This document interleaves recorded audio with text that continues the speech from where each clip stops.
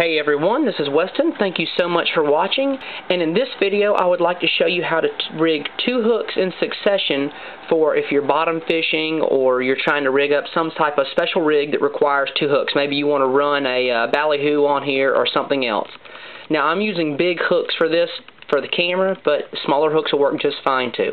Alright, the only thing we need to worry about is that we need to have enough extra cord or line to tie another knot down here. So just remember that and leave yourself 6 to 8 inches of extra. Alright, once you know what you're going to need, take your first hook. I like to come through the back and then come around. Alright, now the only tricky part here for this uni knot is that you're just going to have a little extra cord to work with. So first off, form your loop and come back on itself, leaving yourself enough to work with. I'm going to pinch it up against the shank there.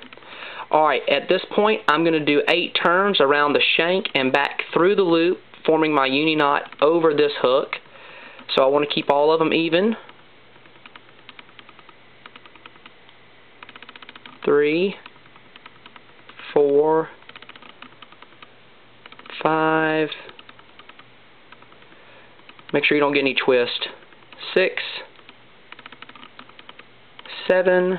The loop's getting smaller every time. And then 8. Alright, now, see, we still have enough here on our tag end. So we're going to pull this straight down with the shank of the hook. We're going to line our knot up. Our knot looks like everything's laid out. None of our loops are over each other. You can kind of spread them out if you want to. And after that, we're going to pull out on our tag end. I'm kind of pulling out on it right here till it's twist over.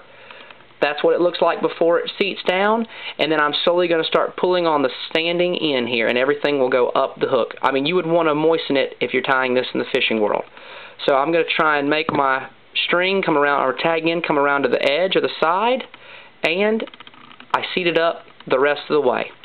There you have a uni knot, snelling your first hook, and our line came out on the side, which is just fine.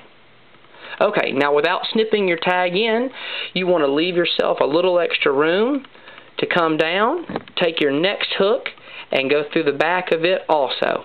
Now let's see if I'll just make these close together because it's on camera, but we're going to tie another uni knot. Now this one should be easier, so we'll tie it up close to the first hook. You'll want to leave more than this, but you won't be on camera.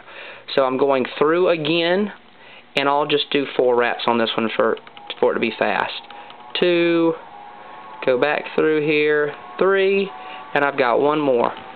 Come back around and go back through. Number 4. Now, remember, small lines require about 6 to 8. Big lines you can get away with 4 to 3. This should seat up. Alright, get my knot straight, make sure it seats up, and got it. And there you go.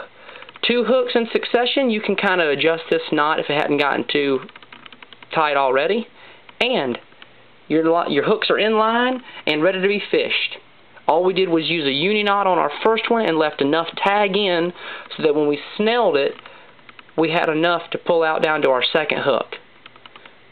This is a great way, if this was a little tiny treble hook, to add a stinger in the back of a skipping ballyhoo or anything like that if the fish are striking short. So maybe that's a new way you could rig something. I mean, the only thing left to do here would be to trim our tag in.